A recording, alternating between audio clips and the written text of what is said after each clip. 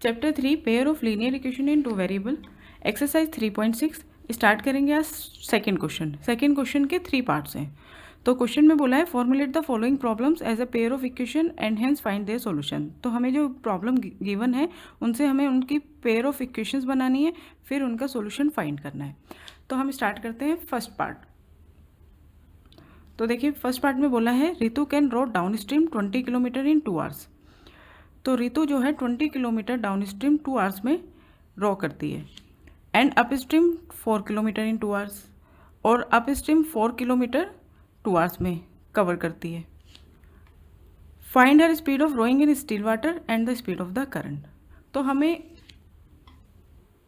बतानी है उसकी स्पीड, स्टिल वाटर में उसकी रो करने की स्पीड कितनी है, और स्पीड ऑफ करंट या स्पीड ऑफ वाटर या स्पीड ऑफ स्ट्रीम, आप कुछ भी कह सकते हैं, उसकी स्पीड बतानी है। तो देखिए पहले मैं एक्सप्लेन करती हूँ डाउन स्ट्रीम और अप स्ट्रीम क्या होते हैं। सपोज करो डाउन स्ट्रीम का केस क्या होता है कि पानी जो है इस डायरेक्शन में बह रहा है, ठीक है, पानी का जो बहाव है वो ऐसे है, इस डायरेक्शन में, और आपकी जो बोट है वो भी इसी डायरेक्शन में जा रही है। तो इस केस में जो आपकी स्पीड है और जो पानी की स्पीड है इन दोनों को ऐड कर देते हैं, ठीक है, और ये कहलाता है डाउन स्ट्रीम। और दूसरा वर्ड है अप स्ट्रीम। अप स्ट्रीम में क्या होता है कि पानी तो इस डायरेक्शन में बह रहा है और आपकी बोट जो है इस डायरेक्शन में जा रही है। तो इस केस में बोट की स्पीड में से हम पानी की जो स्पीड है उसको माइनस कर देते हैं, ठीक है, क्योंकि अपोजिट डायरेक्शन में जा रही है ना, तो बोट की स्पीड ज़्यादा होनी चाहिए पानी की स्पीड से, तभी आप इस डायरेक्शन में ट्रैवल कर सकते हो। तो बोट की स्पीड में से हम पानी की स्पीड को क्या कर देते हैं, माइनस कर देते हैं, ठीक है। अब सबसे पहले हमने ले ली speed in still water, speed of rowing in still water हमने x किलोमीटर पर आवर ले ली, और स्पीड ऑफ करंट जो है वो y किलोमीटर पर आवर ले लिया। स्पीड ऑफ करंट या स्पीड ऑफ स्ट्रीम आप कुछ भी कह सकते हैं, ठीक है। अब हम बात करते हैं speed of rowing upstream. अब मैंने बताया कि अप स्ट्रीम में जो बोट की स्पीड है उसमें से पानी की स्पीड जो है माइनस हो जाती है। तो स्पीड ऑफ रोइंग x है, उसमें से हम स्पीड ऑफ वाटर y जो है माइनस कर देंगे। तो speed of rowing upstream row करने की जो स्पीड आई वो आई x minus y kilometre per hour, ठीक है। और जब हम डाउन स्ट्रीम जा रहे हैं तो speed of rowing downstream, इसमें मैंने आपको बताया था कि आपकी बोट की जो स्पीड है और पानी की जो स्पीड है दोनों को ऐड कर देते हैं। तो speed of rowing in still water x kilometre था और speed of stream y kilometre था, तो इन दोनों को ऐड कर दिया तो बन गई speed x plus y kilometre per hour, ठीक है। अब हम पहला केस देखते हैं, फर्स्ट केस जिसमें ऋतु रो कर रही है downstream. First case when Ritu row downstream, ठीक है। अब देखिए इसमें डिस्टेंस हमें गिवन है 20 किलोमीटर, टाइम हमें गिवन है 2 आवर, और स्पीड हमें गिवन है डाउन स्ट्रीम में x plus y kilometre per hour, ठीक है। तो हम जानते हैं formula distance is equal to speed into time, ये होता है, ये पुट कर दो। डिस्टेंस 20, स्पीड है x प्लस वाई और टाइम है 2 आवर्स, ठीक है। LHS को RHS में, RHS को LHS में शिफ्ट कर दो पूरा पूरा। x plus y multiply 2 is equal to 20। तो x प्लस वाई कितना हो गया 20/2 10, ठीक है। तो हमारी फर्स्ट इक्वेशन बन गई x plus y is equal to 10, ये हमारी फर्स्ट इक्वेशन आ गई फर्स्ट केस से। अब आ गया ये when Ritu row upstream. अब अप स्ट्रीम का केस लेते हैं। इस केस में डिस्टेंस है 4 किलोमीटर, टाइम है 2 आवर्स, और स्पीड है, अप स्ट्रीम की स्पीड कितनी होती है कि आपकी स्पीड में से वाटर की स्पीड माइनस कर देते हैं, ठीक है। तो x minus y kilometre per hour, ठीक है। तो इसमें भी सेम यही, distance is equal to speed into time. तो डिस्टेंस कितना हो गया 4, स्पीड x माइनस वाई और टाइम 2 आवर्स। इसको पूरा LHS में लिया है, 4 को RHS में शिफ्ट कर दिया, तो x minus y is equal to 4/2। ठीक है, तो x minus y is equal to हमारे पास 2 आ गया, 4/2 2 आ गया। ये होगी हमारी सेकेंड इक्वेशन। अब फर्स्ट और सेकेंड इक्वेशन को हम सॉल्व कर देते हैं। फर्स्ट इक्वेशन क्या थी, x plus y is equal to 10 और second equation x minus y is equal to 2। हमने इन दोनों इक्वेशन को ऐड कर दिया, फर्स्ट सेकेंड दोनों इक्वेशन ऐड कर दी। x plus x 2x plus y minus y 0 is equal to 10 plus 2 12। तो x is equal to 12/2 6। x की वैल्यू 6 आ गई। अब x की वैल्यू आप फर्स्ट में या सेकंड में किसी में भी पुट कर दो। Put the value of x in equation first. x plus y is equal to 10, x की वैल्यू हो गई 6 plus y is equal to 10 और y is equal to 10 minus 6 कितना हो जाएगा 4। ठीक है, तो x क्या था हमारा, speed of rowing in still water. इस तरह से speed of rowing in still water कितनी आ गई, 6 किलोमीटर पर आवर। और स्पीड ऑफ करंट या स्पीड ऑफ स्ट्रीम वो थी y और y की वैल्यू आ गई 4, तो स्पीड ऑफ करंट हो गई 4 kilometre per our.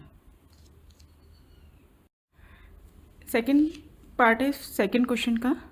2 women and 5 man can together finish an embroidery work in 4 days, while 3 women and 6 men can finish it in 3 days. Find the time taken by 1 woman alone to finish the work and also that taken by 1 man alone. Question में कहा है कि कोई embroidery work है जिसे 2 women और 5 man जब एक साथ करते हैं तो वो उसको 4 days में कंप्लीट करते हैं, जबकि अगर 3 वुमेन और 6 मैन उस काम को करें तो वो 3 days में उस काम को कंप्लीट करते हैं।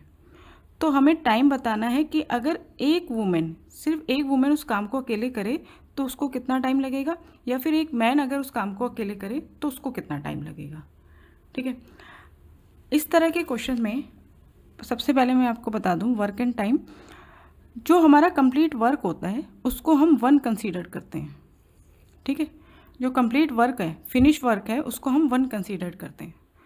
तो हमने माना कि 1 वुमेन जो है उस काम को अकेले x डेज में करती है। x डेज में वो उस काम को फिनिश कर देती है, यानी कि फिनिश वर्क को हम क्या लेंगे, 1 लेंगे। x डेज में वर्क कंप्लीट हो गया तो कंप्लीट वर्क को हम 1 लेते हैं। तो 1 डे में वो कितना काम करेगी, 1/x। ठीक है, तो इसी तरह से अगर एक अकेला आदमी काम करता है तो वो उसको y डेज में पूरा करता है। हमने लेट कर लिया कि अगर एक आदमी उस काम को कर रहा है तो उसको कितने दिन लगेंगे, y डेज लगेंगे, यानी y डेज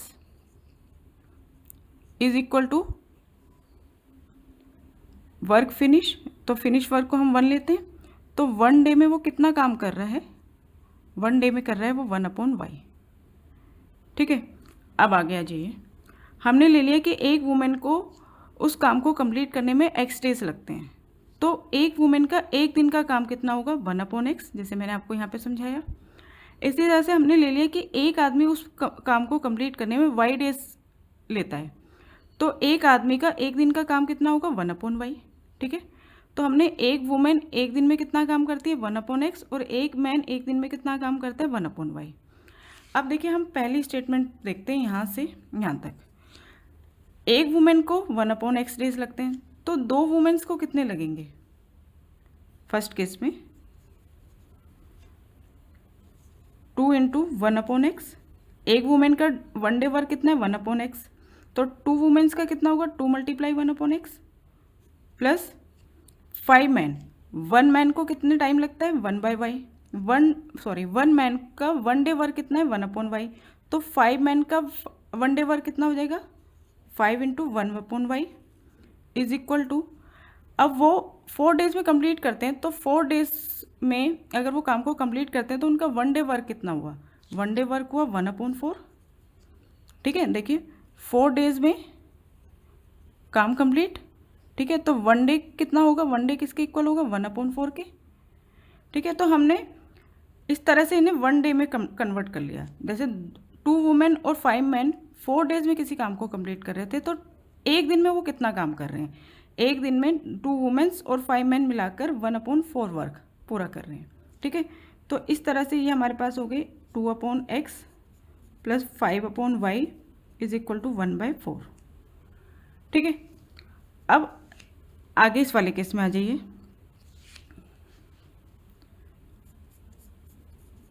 सेकंड केस में 3 वुमेन, तो 1 वुमेन का वन डे वर्क कितना है 1/x, तो 3 वुमेन का वन डे वर्क कितना हो जाएगा 3 × 1/x प्लस 1 मैन का वन डे वर्क है 1/y, तो 6 मैन का वन डे वर्क कितना हो जाएगा 6 × 1/y।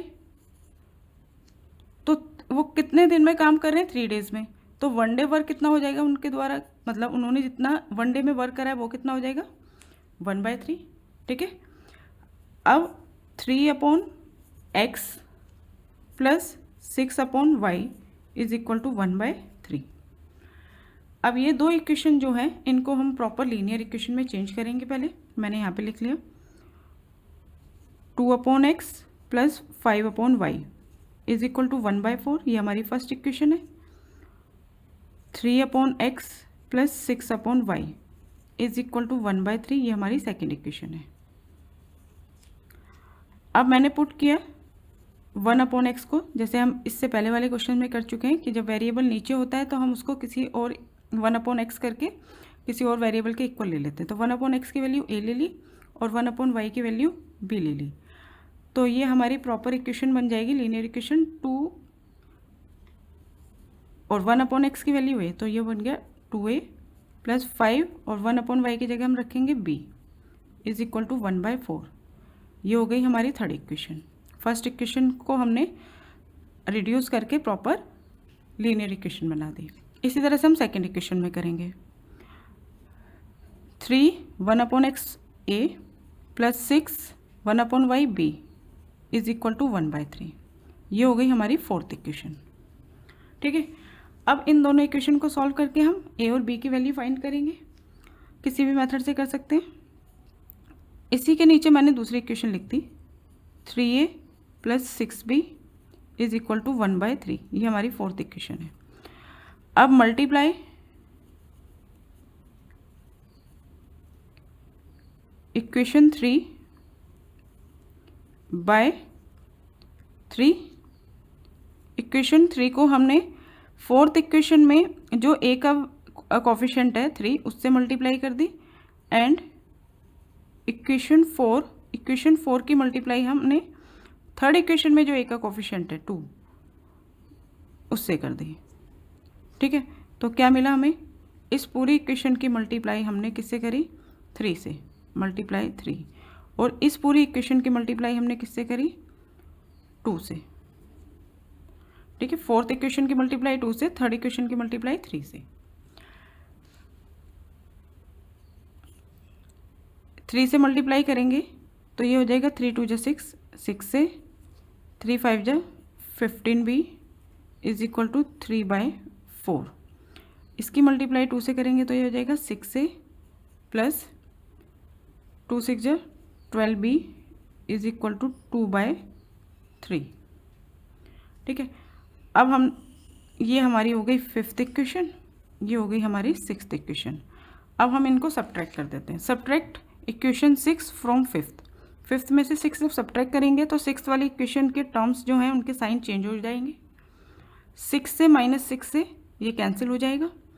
15b - 12b यहाँ पे बचेगा 3b इज इक्वल टू, अब 3/4 में से हम माइनस करेंगे 2/3। ठीक है, 3/4 - 2/3, तो यहाँ पे एलसीएम 4 और 3 का 12 आ गया। 4 3 जा 3 3 जा 9, 3 4 जा 4 2 जा 8। तो ये आ जाएगा 1/12, 1/12 यहाँ पे लिख दिया मैंने। और b इज़ इक्वल टू 1/12 और ये यहाँ पे डिनोमिनेटर में आ जाएगा। तो b की वैल्यू आ गई 1/36।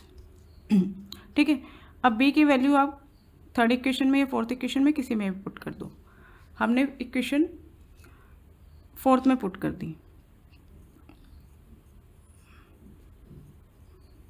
Put the value of b in equation 4।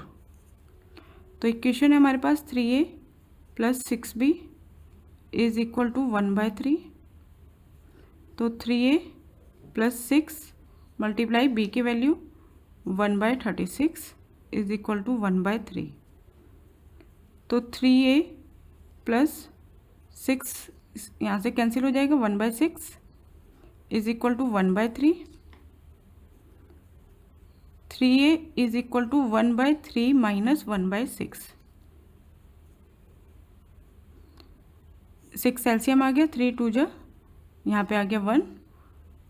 तो 3a इज इक्वल टू 1/6 और a इज इक्वल टू 1/6 और ये नीचे आ जाएगा डिनोमिनेटर में 3। तो ये बन गया 1/18। ठीक है, b की और a की वैल्यू निकाल ली हमने। हमें तो x और y की वैल्यू निकालनी है ना। तो अब हम देखेंगे यहाँ पर 1/x a के इक्वल है। ठीक है, 1/x is equal to a। तो 1/x is equal to a की वैल्यू 1/18। क्रॉस मल्टीप्लाई करी तो x इज इक्वल टू 18 आ गया। इसी तरह से यहाँ पे 1/y is equal to b। 1/y is equal to b की वैल्यू 1/36। क्रॉस मल्टीप्लाई करी तो y इज इक्वल टू 36 आ गया। तो x क्या था, 1 women finish the work in x days, यानी कि 1 वूमेन्स अगर उस काम को पूरा करती है तो उसको लगेंगे 18 डेज। 18 डेज में वो काम कंप्लीट करेगी। और 1 man will finish the work, ठीक है, पूरा स्टेटमेंट लिख लेना, 1 man will finish the work in 36 day. अगर एक आदमी उस काम को अकेले करता है तो उसको 36 डेज लगेंगे। स्टार्ट करते हैं third part. Roohi travels 300 kilometre to her home partially by train and partially by bus. She takes 4 hours if she travels 60 kilometre by train and the remaining by bus. तो कहा है कि रूही 300 किलोमीटर ट्रेवल्स करती है partially, मतलब कुछ part वो train से ट्रैवल करती है और कुछ पार्ट वो बस से ट्रैवल करती है। फिर बोला है उसको 4 घंटे लगते हैं अगर वो 60 किलोमीटर ट्रेन से कवर करे और बाकी पार्ट वो बस से कवर करे। आगे बोला है if she travels 100 kilometre by train, अगर वो 100 किलोमीटर ट्रेन से चलती है एंड द रिमेनिंग बाय बस, बाकी बस से कवर करती है। शी टेक्स 10 minutes लोंगर, तो जितना टाइम पहले लगा था उससे 10 मिनट ज़्यादा लगेंगे। Find the speed of the train and the bus separately. तो हमें ट्रेन और बस की जो स्पीड है वो बतानी है। तो हमने ट्रेन की स्पीड ले ली x किलोमीटर पर आवर और बस की स्पीड ले ली y किलोमीटर पर आवर। अब हम देखते हैं दोबारा से क्वेश्चन को। टोटल डिस्टेंस है 300 किलोमीटर, ये हो गया 300 किलोमीटर। अब आप फर्स्ट पार्ट में देखिए 4 घंटे उसको लगते हैं, टाइम हो गया 4 hour। कब, 60 किलोमीटर ट्रेन से चलकर, यानी कि यहाँ से यहाँ तक हमने ले लिया 60 किलोमीटर है और इतना इसने कवर किया है बाय ट्रेन। ठीक है, 300 में से 60 किलोमीटर उसने ट्रेन से कवर कर लिया, बाकी ये जो डिस्टेंस है ये इसने बस से कवर किया है। तो बस से कितना डिस्टेंस कवर किया, पूरा ये 300 है ना, यहाँ से यहाँ तक पूरा 300 है। 300 में से जितना ट्रेन से कवर किया वो माइनस कर दो, 300 माइनस 60 240 किलोमीटर, यानी बस से कितना कवर किया 240 किलोमीटर। ट्रेन से और बस से जितना भी कवर किया डिस्टेंस 300 किलोमीटर, उसको कितना टाइम लगा है 4 hours। ठीक है, अब यहाँ से हम क्वेश्चन अपना बना लेते हैं इक्वेशन। देखो ट्रेन की स्पीड x है और डिस्टेंस 60 है, तो टाइम टेकन बाय ट्रेन, तो ट्रेन से कितना टाइम लगा उसे, टाइम क्या होता है हमारे पास, डिस्टेंस अपॉन स्पीड। तो ट्रेन से जो डिस्टेंस है वो है 60 किलोमीटर और स्पीड है ट्रेन की x, तो distance upon speed is equal to time, time को हम लिखेंगे आवर्स में। इसी तरह से टाइम टेकन बाय बस, बस से कितना टाइम लगा, डिस्टेंस अपॉन स्पीड, बस का डिस्टेंस है 240 किलोमीटर और इसकी स्पीड है y, तो 240 अपॉन y आवर्स, और दोनों को मिलाकर टोटल टाइम कितना लगा 4 आवर्स, यानी कि total time taken by train 60 upon x plus time taken by bus 240 upon y is equal to total time 4 hours. ये हमारी फर्स्ट इक्वेशन क्रिएट हो गई। ठीक है, अब आगे आ जाओ सेकंड, यहाँ से सेकंड केस पे, if she travels 100 kilometre by train. अब यहाँ पे मैंने यही डिस्टेंस बना लिया 300 किलोमीटर। अब ट्रेन से उसने यहाँ तक सपोज करो 100 किलोमीटर उसने कवर किया है ट्रेन से, and the remaining by bus, तो यहाँ से यहाँ तक कितना बचा जो बस से कवर किया है, तो 300 माइनस 100 200 किलोमीटर किया है बस से। ठीक है, तो अब हम यहाँ पे इक्वेशन बना देते हैं, टाइम सेकंड केस में time taken by train, train से कितना टाइम लगेगा, distance 100 kilometre upon time, speed है ट्रेन की x, 100 अपॉन x आर, फिर टाइम टेकन बाय बस, बस से कितना टाइम लगेगा, डिस्टेंस अपॉन स्पीड, डिस्टेंस है 200 किलोमीटर और स्पीड है y। ठीक है, बस की स्पीड कितनी है y, तो 200 अपॉन y आवर्स, और दोनों को मिलाकर टोटल टाइम कितना लगा, शी टेक्स 10 मिनट्स, यहाँ पे लिखा है ना शी टेक्स 10 मिनट लोंगर, यानी कि जितना पहले लगा था 4 आवर्स उससे 10 मिनट्स ज़्यादा लगे। अब यहाँ पे ध्यान से देखेंगे तो time taken by train 100 upon x plus time taken by bus 200 upon y is equal to total time, total time हो गया 4 आवर्स तो लगे ही थे प्लस 60 मिनट, 10 मिनट्स और ज़्यादा लगे हैं, तो 10 मिनट 4 आवर में 10 मिनट कैसे प्लस करेंगे, 10 अपॉन 60, पहले मैंने मिनट्स को आर में चेंज कर लिया 10 अपॉन 60 करके, फिर 4 आर में ऐड कर दिया। ठीक है, ये हो गई हमारी सेकंड इक्वेशन। अब फर्स्ट इक्वेशन और सेकंड इक्वेशन को हम रिड्यूस करेंगे। पहले मैंने लिख लिया फर्स्ट इक्वेशन को 60 upon x plus 240 upon y is equal to 4, ये हमारी फर्स्ट इक्वेशन थी। तो हमने पुट किया 1 अपॉन एक्स को ए और 1 अपॉन वाई को बी, तो ये बन गई हमारी 60A plus 240 b is equal to 4, third equation. और सेकेंड इक्वेशन है हमारे पास 100 upon x plus 200 upon y is equal to 4 plus 10/6, 4 plus 10/6 मैं यहाँ पे ऐड करके बता देती हूँ, 4 प्लस 10/6 नहीं 10/60, सॉरी ये 10 मिनट्स था, मिनट्स को हमने आवर्स में चेंज कर लिया, इस जीरो से ये जीरो कैंसिल, 4 प्लस 1/6, 6 4 जो 24 प्लस 1 25, 25/6। ठीक है, तो मैंने यहाँ पे लिखा 25/6, ये हमारी सेकंड इक्वेशन है। 1 अपॉन एक्स को ए पुट किया तो ये हो गया 100A प्लस 1 अपॉन वाई को b 200B is equal to 25/6। ठीक है, अब देखिए हम दोनों इक्वेशन को रिड्यूस कर सकते हैं, ये हमारी फोर्थ इक्वेशन बन गई। इस पूरी इक्वेशन को मैं 4 से डिवाइड कर देती हूँ,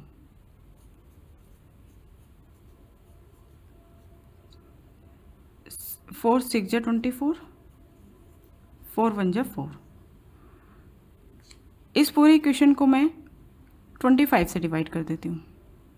ठीक है, 25 से पूरी इक्वेशन करिए, 25 4 जा 100, 25 8 जा 200, यहाँ पे 1/6 बचेगा। ठीक है, जब 25 से यहाँ पे डिवाइड करेंगे तो इस 25 से 25 कट जाएगा, 1/6 बचेगा। ठीक है, अब ये वाली दो इक्वेशन जो हमारे पास आई हैं 3 और 4 को हमने रिड्यूस कर दिया थोड़ा सा और। अब इन दोनों को सॉल्व कर लेते हैं। इस वाली इक्वेशन से थर्ड इक्वेशन, ये भी थर्ड, इसको आप थर्ड इक्वेशन ही कंसीडर करना। इसमें से हम एक वेरिएबल की वैल्यू निकाल लेते हैं। 15a is equal to 1/60b और a is equal to 1/60b upon 15। ठीक है, अब इस वैल्यू को इस इक्वेशन में पुट कर देते हैं। Put the value of a in equation 4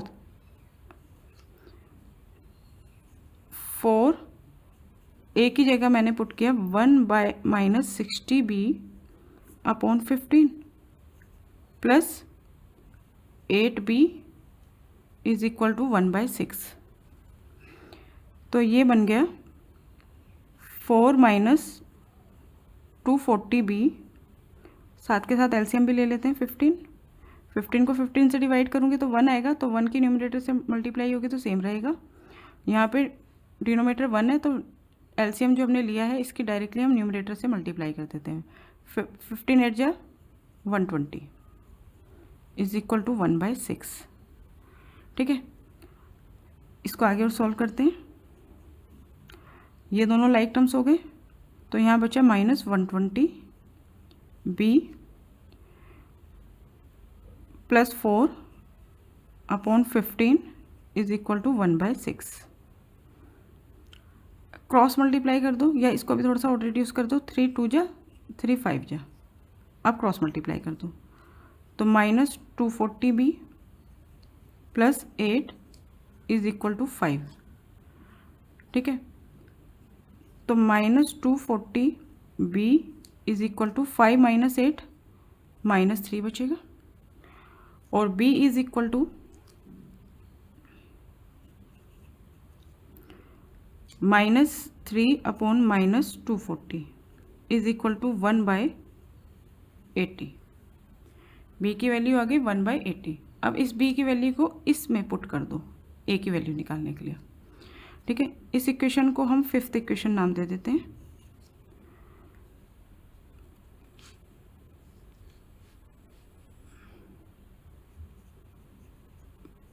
put the value of b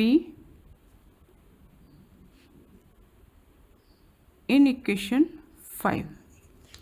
तो 5th इक्वेशन है a is equal to 1 - 60b upon 15।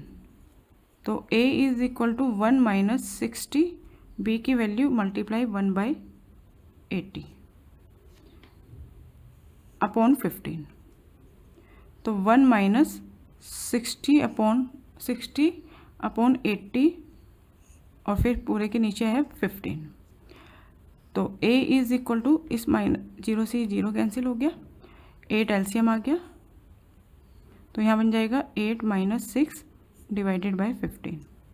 8 - 6 2/8 को हमें डिवाइड करना है 15 से। ठीक है, तो 2/8 मल्टीप्लाई 1/15, तो 2/15 15 8 जा 120, तो ये हो गया 1/60। a की वैल्यू आ गई हमारे पास 1/60। हमें निकालनी है x और y की वैल्यू। अब हम इसको लेंगे और इसको लेंगे, तो 1/x is equal to a, तो 1/x इज इक्वल टू 1/60, तो x की वैल्यू आ गई 60।